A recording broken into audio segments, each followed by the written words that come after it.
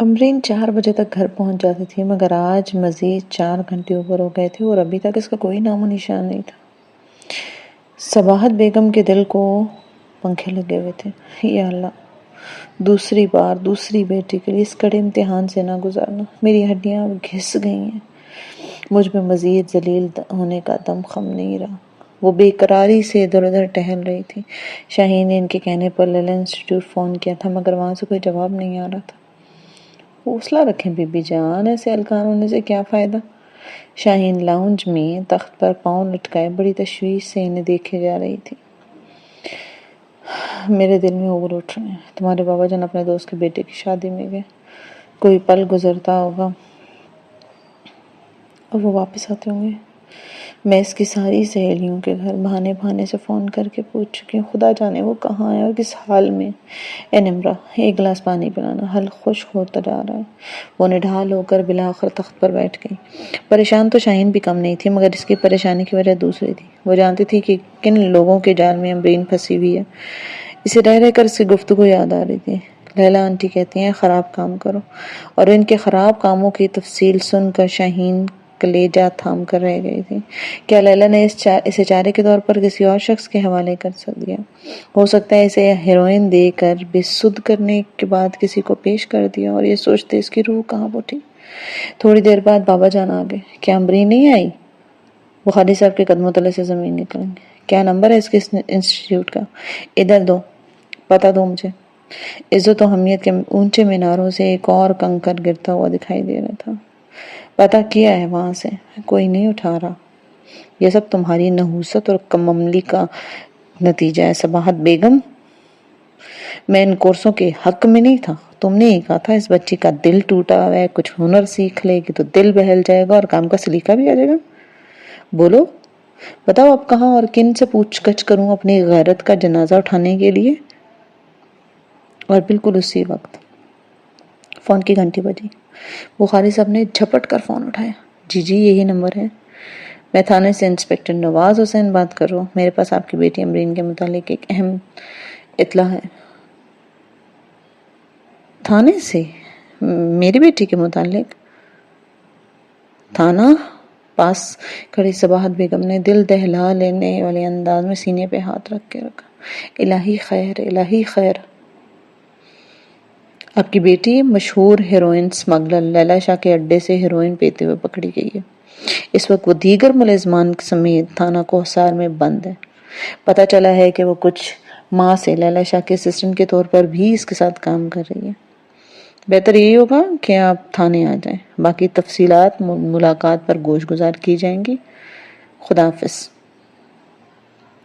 Phone رکھ دیا گیا تھا۔ بخاری صاحب سخت ریسیور پکڑے کھڑے تھے۔ کیا ہوا؟ کون تھا؟ کیا کہہ رہا تھا؟ سمرین کے بابا؟ صباحت بیگم نے گھبرا کر ان کا کندھا ہلا اور دوسرے لمحے وہ بے جان بت کی طرح فرش پر آ پڑے۔ ارے پکڑنا، سنبھلنا اپنے باپ کو شاہین۔ عدنان، یا میرے اللہ، کیا ہو گیا سمرین کے بابا؟ صباحت بیگم کیوں آسان خطا ہو گئے تھے۔ سب نے مل کر انہیں لاؤنج کے تخت پر ڈالا، پانی کے چھینٹے مارے، ہاتھ پاؤں مسلے، مگر نتیجہ ندارت۔ شاہین نے ہوش مندی سے کام لیتے ہوئے مشورہ دیا کہ انہیں ہاسپٹل لے جاتے۔ عدنان نے ارشین کی ریڈ سوزوکی نکالی، جیسے تیسے بابا جان کو پچھلی سیٹ پر ڈالا اور الشفا انٹرنیشنل لے گئے۔ ساتھ میں بی بی جان بھی تھی۔ شاہین جلے پیر کی بلی کی طرح لاؤنج میں چکر کاٹ رہی تھی۔ سمرین سہمی نظروں سے ماحول کا جائزہ لے رہی تھی۔ بابا جان اسپتال میں ہیں، تھانے کون جائے گا اور امبر باجی کو کون لائے گا؟ وہ ہاتھوں کی انگلیاں آپس میں پھنسائے بے قراری سے سوچ رہی تھی کہ بابا جان کے منہ سے 2 لفظ نکلے تھے، تھانہ اور بیٹی۔ لیکن معنی کے لحاظ سے اتنی مکمل بات نہیں تھی۔ وہ سیاق و سباق سے بے خبر بی بی جان اور عدنان کے معاملے میں تہ تک جانا چاہ رہی تھی۔ وہ جان گئے تھے کہ امرین کسی غلط کام کے سلسلے میں پکڑی گئی اور اب تھانے میں بند ہے۔ یہ فقط شاہین کو علم تھا کہ وہ غلط کام کیا ہو سکتا ہے۔ گھڑی کی سوئیاں رینگتی ہوئی 10:15 بجانے لگیں۔ سمرین، چندہ تم کھانا کھاؤ اور آرام کرو، کب تک بیٹھی رہو گی؟ اس نے بتیرا کہا، مگر سمرین نہیں مانی۔ آ جائیں گے نا، آ جائیں گے، سب آ جائیں گے، مجھے آرام نہیں کرنا، پاپا جانے گا امبر باجی کب گھر آئیں گے؟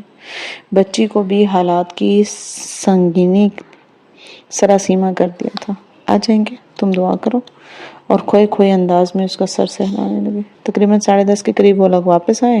بابا جان کو اپنے قدموں پر چل کر لاتے دیکھ کر شاہین نے سکون کا سانس لیا۔ وہ بہت نڈھال تھے، چہرہ سرسوں کی طرح پیلا ہو رہا تھا۔ گھر میں جو بھی پیسے ہیں، جو بھی زیور ہے اس وقت موجود ہے، دے دو، خدا جانے چھڑوانے میں کتنے لگ جائیں۔ زیور تو ہے مگر پیسے 40,000 ارشین کی تنخواہ کا بچہ پڑا ہوا ہے، الگ رکھا تھا، میں نے اس لیے آج تک نہیں بھرتا کہ بیٹی کی کمائی ہے، کسی بھلے وقت میں اس کے ہاتھ میں تھما دوں گے۔ یہ وہ پیسے ہیں جو وہ خرچ کے علاوہ ہر ماہ مجھے ذاتی ضرورتوں کے لیے زبردستی پکڑاتی تھی، اور میری ذاتی ضرورتیں کیا ہی تھی، سو جتنے دیتی تھی رکھ چھوڑتی تھی۔ بابا جان خاموش رہے۔ بی بی جان ایک لفافے میں پیسے اور ایک سرخ پوٹلی میں بند زیور لے کر آئے۔ بابا جان دونوں چیزیں لے کر اٹھے۔ عدنان گاڑی نکالو۔ عدنان نے ارشین کی گاڑی پھر سے سٹارٹ کی اور باپ بیٹا تھانے روانہ ہو گئے۔ بی بی جان کی جان سولی پر لٹک گئی۔ سمرین تھک کر سو چکی تھی، جبکہ ارشین کی آنکھوں میں نیند کہاں تھی۔ وہ بھی بی بی جان کے پاس تخت پر جا کر بیٹھ گئی۔ بی بی جان بیٹیوں کی پیدائش، ان کی تعلیم، ملازمت کے نقصانات پر ایک طویل لیکچر دے رہی تھی، جس کا لب لباب یہ تھا کہ خدا بیٹی دے تو نیک اور آبرو مند دے، ورنہ صرف بیٹی ہی آسمان سے نازل کرے۔ کیا ضرورت ہے بیٹیاں پیدا کرنے کی، زمین کے مسائل بڑھانے؟ اور تقریباً 11:30 بجے کے قریب بابا جان، امبر اور عدنان واپس آئے۔ بابا جان اور عدنان کے پیچھے سر جھکائے مجرمانہ قدموں سے چلتی ہوئی امبر کو دیکھ کر شاہین کی سانسیں بحال ہوئی، مگر وہ پھر سوچنے کے لیے رک گئی کہ اب بابا جان اس کا کیا حال کریں گے۔ ذلیل عورت، بیٹی تیری ناک کے نیچے شراب نوشی اور نشے بازی کرتی رہی اتنے مہینوں سے، اور تجھے خبر نہیں ہوئی؟ یہ لیڈی سمگلر کے اڈے پہ جاتی ہے اور تو بے خبر ہے؟ جی تو چاہتا تیرے ٹکڑے ٹکڑے کر دوں، فساد کی جڑ تو ہے نا۔ وہ دانت پیستے ہوئے صباحت بیگم کی طرف پڑے۔ تو نے یہ کہہ کر مجھ سے اجازت دلوائی تھی نا کہ لڑکیوں کو امور خانہ داری آنی چاہیے، ایک اور نیک اور شریف عورت اس سے چلا رہی ہے۔ اس سے پہلے کہ وہ صباحت بیگم پر جھپٹتے، عدنان درمیان میں آ گیا۔ کیا کرتے ہیں بابا جان؟ بی بی جان کا اس میں کیا قصور ہے؟ جو معلومات آپ کی بیٹی نے فراہم کی ہیں نا، انہوں نے آپ تک پہنچا دی۔ آپ قصوروار سے اس طرح سے نہیں کر سکتے، ہماری عزت کی نیلامی ہو رہی ہے۔ عدنان نے نرمی سے کہتے ہوئے ان کی توپوں کا رخ ماں سے ہٹا کر بہن کی طرف کر دیا تھا، اور اس کا اپنا بس نہیں چل رہا تھا کہ وہ امرین کی دھنائی کرتا۔ غیر و حمیت کے مظاہرے میں وہ باپ سے کم تھا کوئی؟ میں جانتا تھا تمہیں بڑی کی پشت بنائی ہے، اس لیے ضرور گل کھلا رہی ہوگی، مگر اس کمال کو چھو لوگی اس کا اندازہ بہرحال مجھے نہیں تھا۔ وہ سر تپا آگ بنے ہوئے تھے۔ شریف اور عزت دار شخص کا تھانے بلائے جانا ایک سانے سے کم نہیں ہوتا، کچھ بیٹی کے معاملے میں اسے چھڑانے کے لیے احساس ذلت انہیں مار نہیں ڈالے گا۔ گھر کے سب افراد کو امرین پر اتنا طے آ رہا تھا کہ جب بابا جان نے ہاتھ اٹھایا تو رسماً کوئی بھی بچانے کو آگے نہیں بڑھا تھا۔ یوں بھی کسی کی ہمت نہیں تھی ان کے جلال کو آواز دینے کی۔ شاہین ایک کونے میں کھڑی لرزتی کانپتی یہ ہنگامہ آرائی دیکھ رہی تھی۔ امرین خاموشی سے پٹ رہی تھی۔ بابا جان کا بالآخر بازو تھک گیا۔ ایک ہی تو بازو تھا، دوسرا تو ایک کئی برسوں پہلے ایک حادثے میں کٹوا بیٹھے تھے۔ اسے کمرے میں بند کر کے تالا ڈال دو اور شاہین کو نیچے اپنے ساتھ چلاؤ، کوئی اس کے کمرے میں نہیں جائے گا۔ وہ ہانپتے ہوئے سیڑھیاں چڑھ کر اوپر چل گئے۔ یہ انتظام اور آرڈر ایک دفعہ ارشین کے لیے بھی نازل ہوا تھا۔ شاہین کے دل میں ایک تکلیف دہ احساس، ایک کانٹا سا چبھا۔ باپ کے اوپر جانتے ہی وہ نیم جاں فرش پہ پڑی امرین کو ہلا جلا کر اٹھانے لگے اور گھسیٹ کر تخت پہ ڈالا۔ پانی لا اس کے لیے۔ آنسو بہاتی بی بی جان اپنی حرمہ نصیبی سمیت بیٹی کے سرانے آ بیٹھی۔ ارشین کی نسبت امرین کے لیے بہرحال شروع سے ان کے دل میں ایک نرم گوشہ تھا۔ ہوش میں آنے کے بعد شاہین نے اسے کھانے کا پوچھا۔ نہیں، مجھے کچھ نہیں چاہیے، بس میرے بیگ میں جو ایک پڑیا پڑی ہوئی ہے نا، مجھے وہی چاہیے۔ امرین بچوں کی طرح بھیگی بھیگی سادگی سے بس ہو رہی۔ نہیں، نہیں پئیں گی آپ اب یہ زہر؟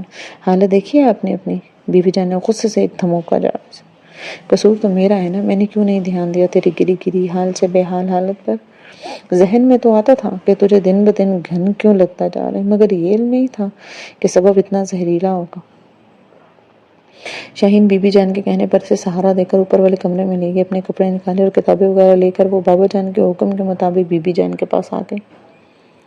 امرین کے کمرے کو باہر سے تالا لگا دیا اور وہ اندر سے چیختی رہی، پکارتی رہی، شاہین پلیز مجھے میرا بیگ لا دو، اس کی دوسری جیب میں پڑی ہے، وہ لا کر دے دو، دیکھو میرے جسم کیسے اینٹنے لگا ہے، میرے ہاتھوں پیروں پہ چنٹیاں رنگ رہی ہیں، میرا دم گھٹ رہا ہے، میں مر جاؤں گی شاہین، شاہین پلیز میری بات سنو۔ جوں رات گزرتی گئی اس کی پکار کی شدت میں اضافہ ہو گیا، بی جان دل پہ جبر کی اس کا چیخنا چلانا سب، رونا دھونا سب سنتی رہی۔ ساری رات انہوں نے آنکھوں میں کاٹی، صبح وہ اس کے لیے ناشتہ لے کر گئی تو وہ نیم بے ہوشی کے عالم میں بستر پر ڈھال پڑی اپنے جسم کی ہڈیوں کو نوچ رہی تھی، اور اب اس میں اتنی بھی سکت نہیں تھی کہ وہ اٹھ کر بیٹھ سکتے۔ کھانا کھانے کے بعد وہ دوبارہ کمرہ لاک کر کے باہر آ گئی اور ہمت کر کے بخاری صاحب کے تجربہ گاہ میں قدم رکھا۔ اس کی حالت بہت خراب ہے سمرین کے بابا، میں کیا کر سکتا ہوں؟ ایسے کیسز میں یہی طریقہ کار ہوتا ہے نشہ چھڑانے کے لیے، یہ تو کرنا ہوگا نا، کچھ دن روئے گی دھوئے گی، پھر سب کچھ نہیں ملے گا تو ٹھیک ہو جائے گی، اور اس کی بہتری اگر چاہتی ہو نا تو کان لپیٹ کر خاموشی سے ایک طرف بیٹھ جاؤ، مگر اس طرح تو وہ مر جائے گی۔ نہیں مرے گی، چند دن تکلیف برداشت کرنا ہوگی پھر ٹھیک ہو جائے گی، اب جاؤ یہاں سے، اور میں کچھ سوچنا چاہتا ہوں۔ اور بی جان یہ سنتے ہی باہر آ گئے۔ شاہین کو ان کے خیالات کا پتہ چلا تو وہ یہ کہے بغیر نہ رک سکے کہ شاہین نشہ چھڑانے کے لیے ایک دم مریض کو اس کی فراہمی بند نہیں کی جاتی۔ بی جان اس طرح سچ مچ جان سے گزرنے کا خدشہ ہوتا ہے، اسے آہستہ آہستہ مرحلہ وار اس لعنت سے چھٹکارا دلایا جا سکتا ہے، اور بہتر ہوگا کہ ہم اسے کسی کلینک میں کسی سینٹر میں ایڈمٹ کروا دیں، وہاں ڈاکٹرز ایسے انجیکشن دیتے ہیں جو مریض کے اعصاب کو سکون بخشیں گے اور ساتھ ساتھ نشے کی طلب کو بھی کسی حد تک پورا کریں گے۔ ان انجیکشنز کا پورا کورس ہوتا ہے جس کے بعد مریض آہستہ آہستہ مرض کے خاتمے کی طرف جاتا ہے، اور اگر ایک دم سپلائی روک دی جائے گی تو بہرمانہ طریقہ اپنایا جائے گا اور مرض کے بجائے مریض کا خاتمہ ہو سکتا ہے۔ ہو جائے گی ٹھیک، 2-4 دن لگیں گے، تیرا باپ نہیں مانتا اب کلینک وغیرہ کے لیے، شکر نہیں کرتا کہ تھانے سے رسوائی میں لے کے آ گئے، اس کا خیال کر رہا ہے، ورنہ وہیں کہیں مار کے زمین میں گاڑ آیا ہوتا۔ نازش، مہران اور سفیان شادی کے دوسرے انتظامات کے سلسلے میں نینی کے اصرار پر باقاعدہ افریدی ہاؤس شفٹ ہو گئے تھے۔ دانیال یوں بھی ان دنوں بیرون ملک ٹور پر نکلے ہوئے تھے، 1 ہفتے سے بھی کم وقت رہ گیا تھا اور کام اتنے سارے تھے، نینی کل سے ڈھولک رکھوا لیتے۔ 2 دوپٹوں کو کرن لگاتے ہوئے وہ نینی سے مخاطب ہوئے۔ نینی شادی اور ولیمے کے ڈریسز کے ڈبے کھول کر بیٹھی ہیں، ابھی تھوڑی دیر پہلے وہ اور نازش پنڈی سے خرید کر لائی تھی۔ ٹھیک ہے بیٹے، جیسے آپ کو سفیان سے کہہ کر پشاور موڑ سے کرائے پر ڈھول منگوا لو۔ بیٹے وہ فاریہ کا نکاح والا جو ڈریس رکھا تھا وہ کدھر ہے، کہیں گاڑی میں تو نہیں رہ گیا؟ نہیں، نازش ہنسی، وہ ڈبہ موصوف نے اپنے کمرے میں رکھا ہوا ہے، اپنے دیکھنے کے لیے۔ اچھا، کہہ رہا تھا میں دھیان سے چیک کروں یہ مسز سفیان کے شایان شان ہے بھی یا نہیں، بڑی فکر ہو رہی تھی، آخر میری بھی 4 بندوں میں کوئی عزت ہے بھئی۔ ناظر بھی ساتھ ہی جڑا اوپر گیا، دونوں تجزیہ فرما رہے ہیں۔ یہ مہران کہا رہے کہ کب سے پیچھے پڑی ہوں کہ بھیا چھٹی لے لو، یہ لڑکا نہیں چھٹی لینے لگا۔ کیا بارات والے دن درخواست دو گے؟